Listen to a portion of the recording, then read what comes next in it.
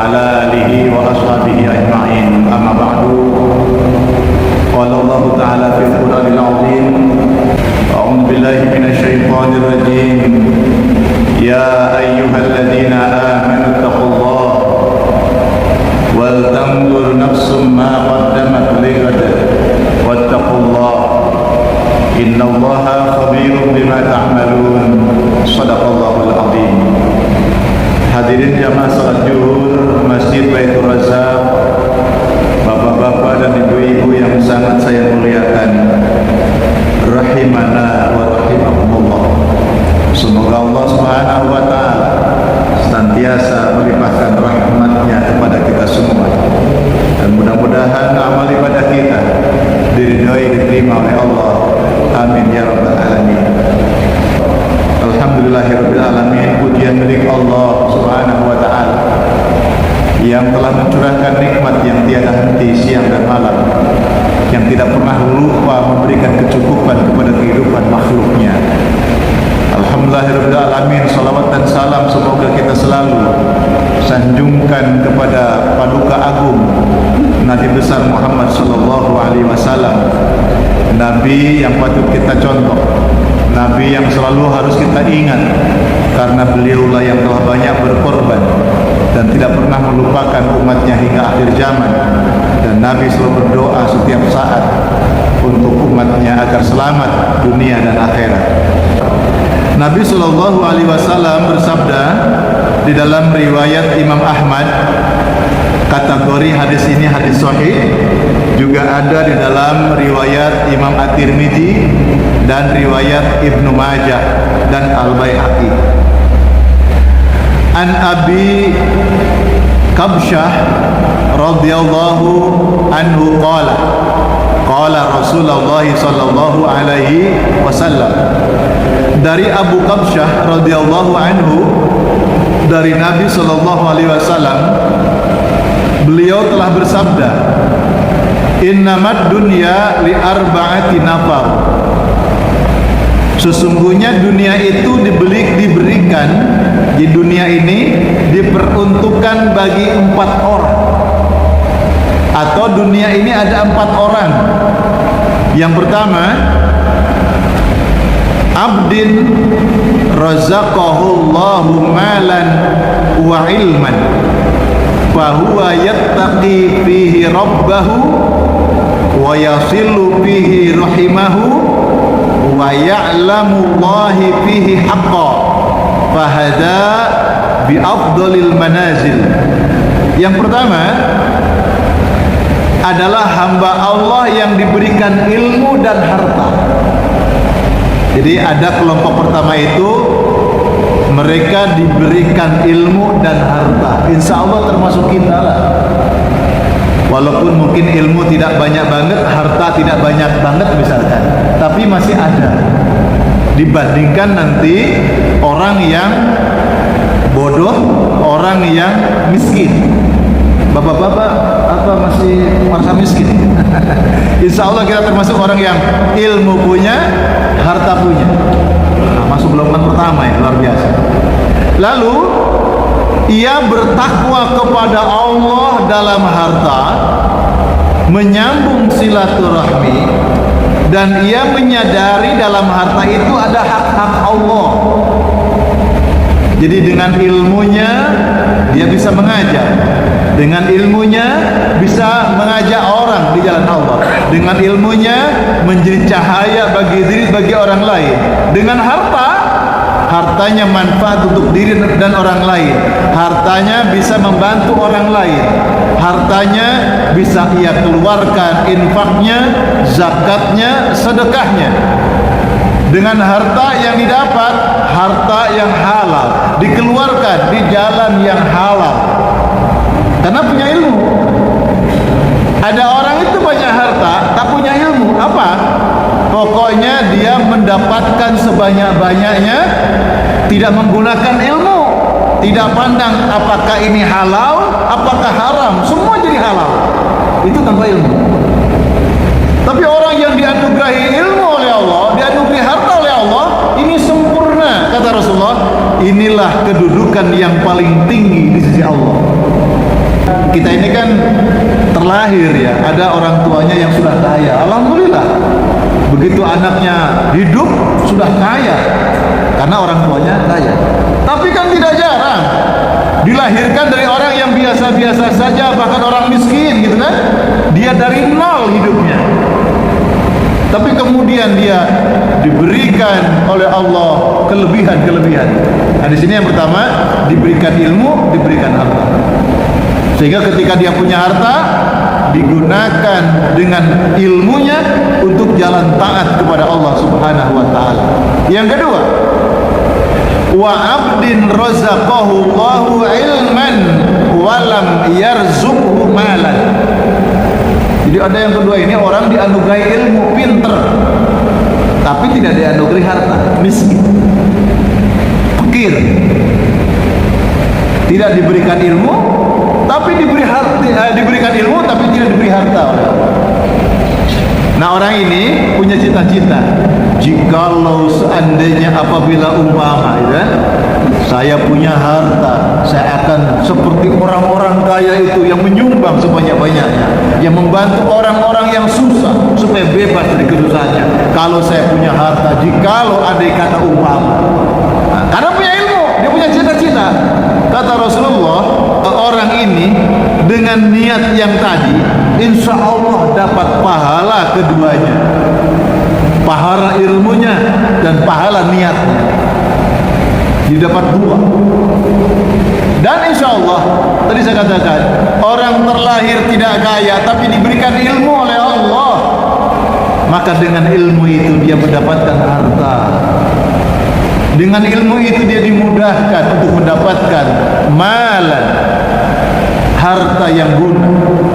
Imam Ali berkata, kalau engkau punya harta, maka engkaulah yang akan menjaganya. Jadi bapak ini kalau kaya, mudah-mudahan kaya kan? Diberikan kekayaan oleh Allah, rumah bagus, punya perusahaan banyak, punya toko besar banyak, hartanya banyak. Kita yang menjaga harta itu. Itu kalau harta. Kita bisa jadi perbudak oleh harta itu. Kita yang nungguin siang malam sampai lupa kepada Allah. Tapi kalau orang itu punya banyak ilmu, ilmu yang menjaga dirinya, ilmu yang akan menjadi naungan bagi kehidupannya, itu bedanya ilmu dengan harta. Tapi dengan ilmu, insya Allah dia akan mendapatkan harta itu. Ada dua imam syaikh besar, ada syaikh besar, imam besar yang bernama Syekh Ibnu Hajar Al-Haytami.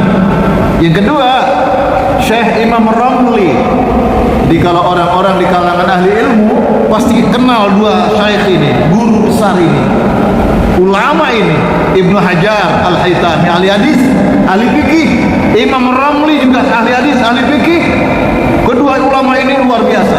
Bedanya, kalau Imam Ramli itu kaya,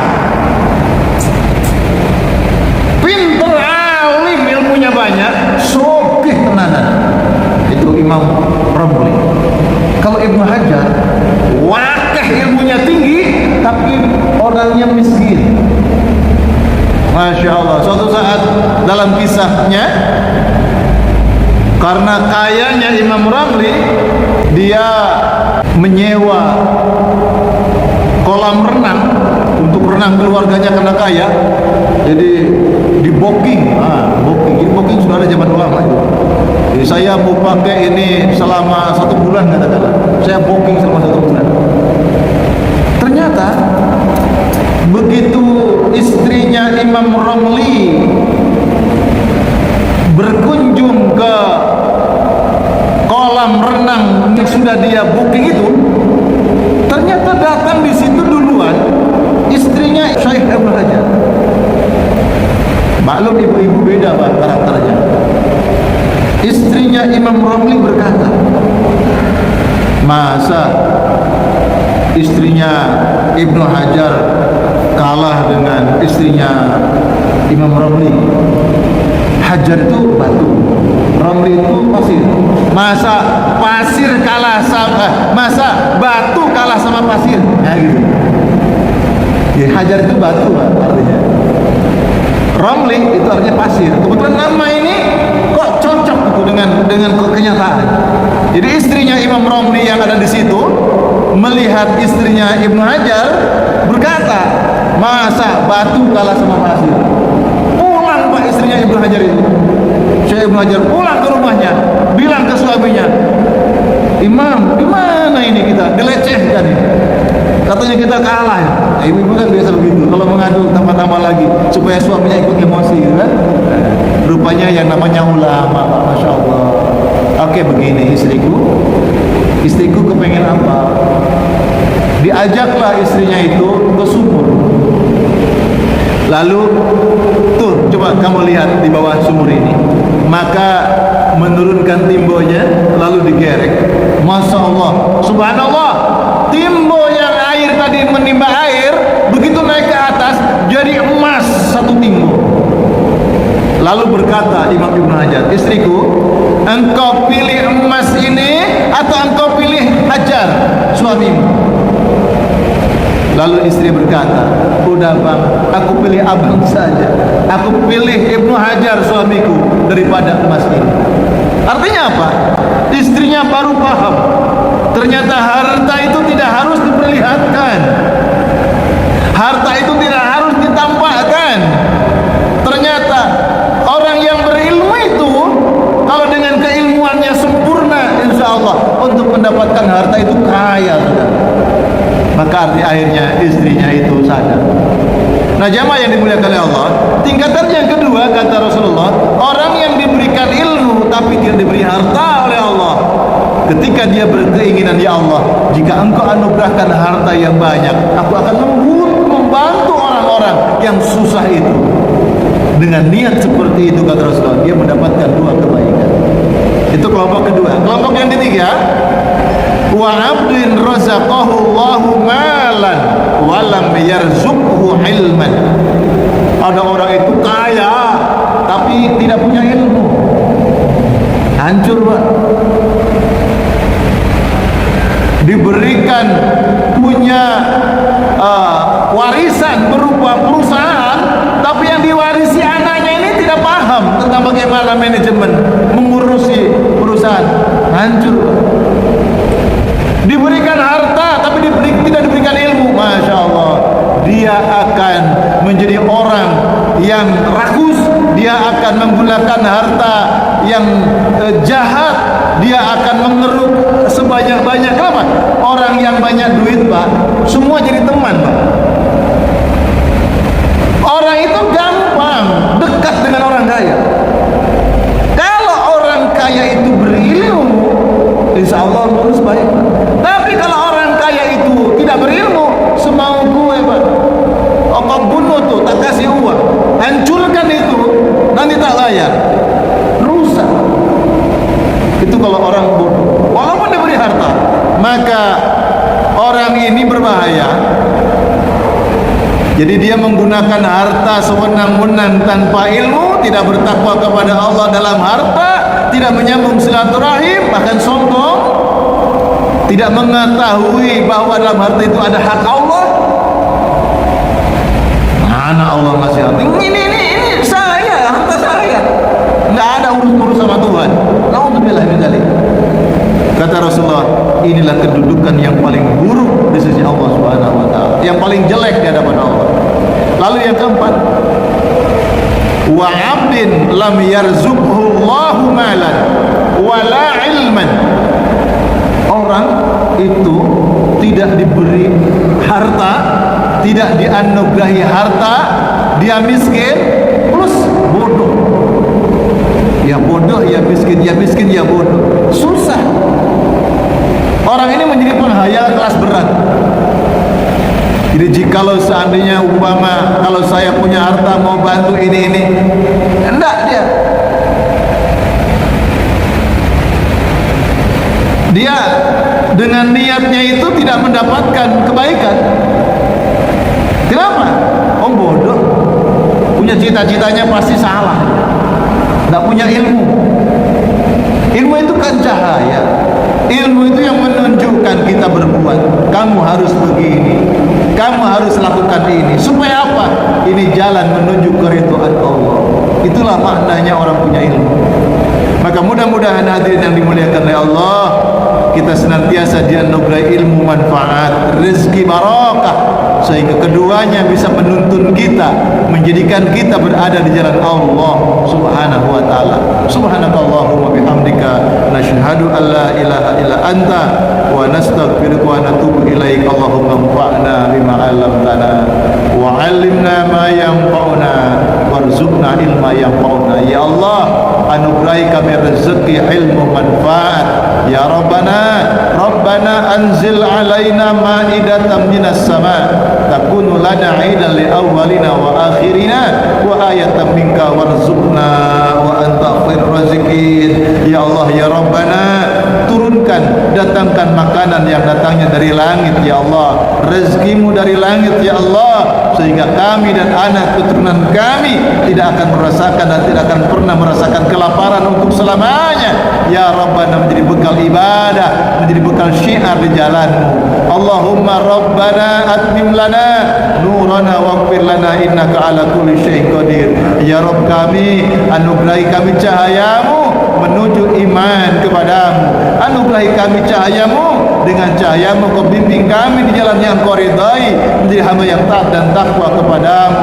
Rabbi auzi'na an ashkura ni'mataka allati an'amta alaina wa ala walidayna wa an a'mala salihan tardah wa aslih lana fi dhurriyyatina inna tubna ilaika wa inna minal muslimin. Ya Allah, ya Rabbana, anugerahi kami taufik dan hidayahmu ya Allah, sehingga kami menjadi hamba yang pandai bersyukur atas nikmat-nikmat yang kau limpahkan kepada kami. Ya Rabb kami, jadikanlah kami golongan hambamu yang gemar menunaikan amal-amal saleh, amal saleh yang kau ridhai Allah. Ya Rabbana, anugerahi kami kebaikan ya Allah, kebaikan pula kau berikan kepada anak keturunan kami ya Allah. Anugerahkan kebaikan kepada bangsa dan negara kami ya Allah. Ya Rabb kami, jadikan kami golongan hamba yang bertaubat kepadamu dan engkau menerima pertaubatan kami ya Allah. Jadikanlah kami golongan hambamu yang senantiasa taat, tunduk patuh, berserah diri kepadamu. Kena anugerahkan kepada kami kesempatan yang paling indah, suatu saat perjumpaan denganmu dalam keadaan husnul khatimah. Rabbana atina fid dunya hasanah wa fil akhirati hasanah wa qina adzabannar. Wa sallallahu ala sayyidina Muhammad. Subhana rabbika rabbil izzati amma yasifun wa salamun alal mursalin walhamdulillahi rabbil alamin. In uridu illa al-islah wa ma taufiqi illa billah. Hadanallahu wa iyyakum ajma'in. Wassalamu alaikum warahmatullahi wabarakatuh.